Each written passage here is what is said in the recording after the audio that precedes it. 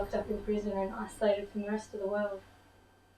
Well, being in here, it's cold, it's lonely.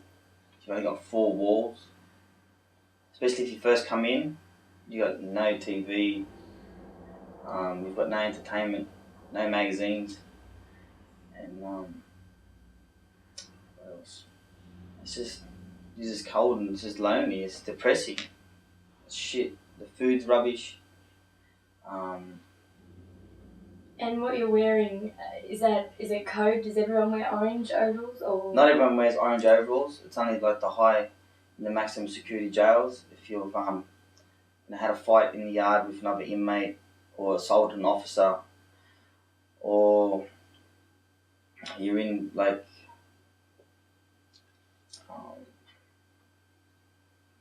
what else? Well, that's the main ones. And then when you go on a visit, they put you in orange overalls because you're like targeted as a main as a high security, like if you're a gang member or. I believe you're part of a club. Does that affect you in here? A motorcycle club. No, it doesn't really affect me, but it makes it hard when officers separate. If you're all together, they don't leave you in here together. They always separate you because they don't want gang affiliated inside the yard. So everyone just does their own thing. Away, like you just want to do your time and just get out of here. It's simple.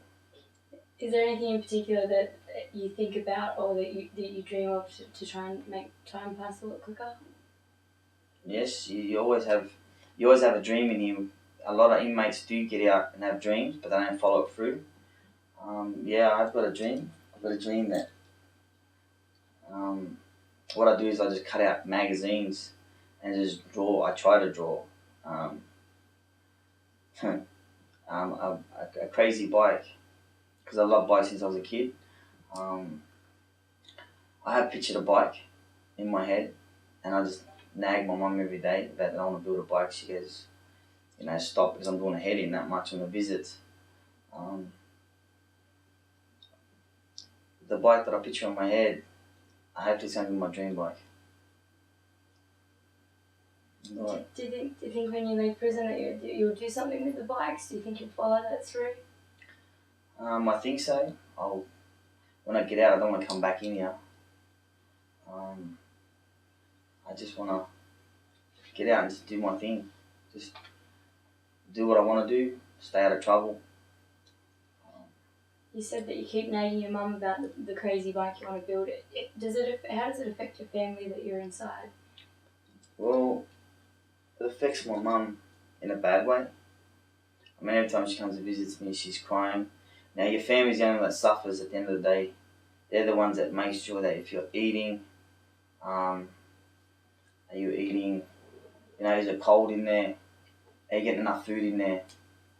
Mate, it's the worst. And when you get one call a visit or one visitor,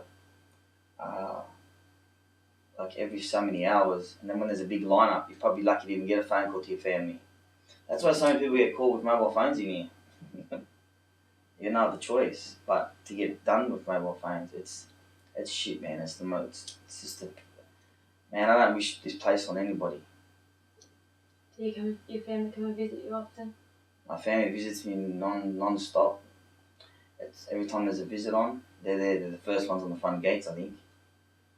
When the officer say to me, visit such and such number. In here, you're just a number. In here, you're not a name. You're nobody.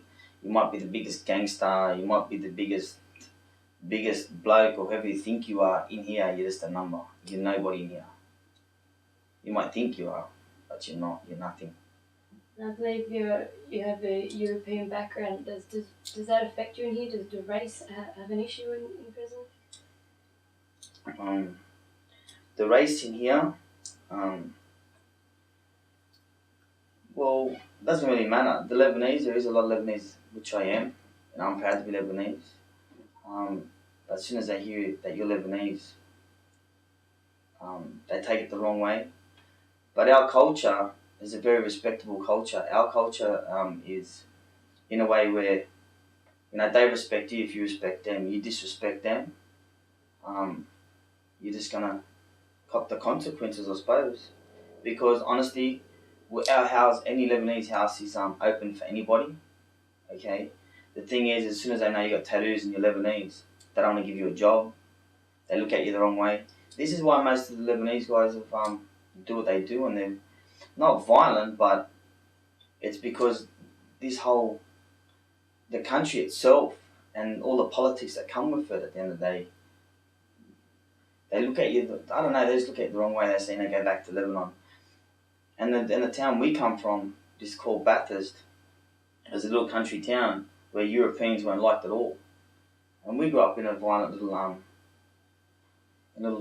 town that's probably about, I don't know, 30, 40,000 people, I think. So there's not many people. If you could give one piece of advice, relating to your personal experience to anybody outside of prison, what would it be? My advice is no one's.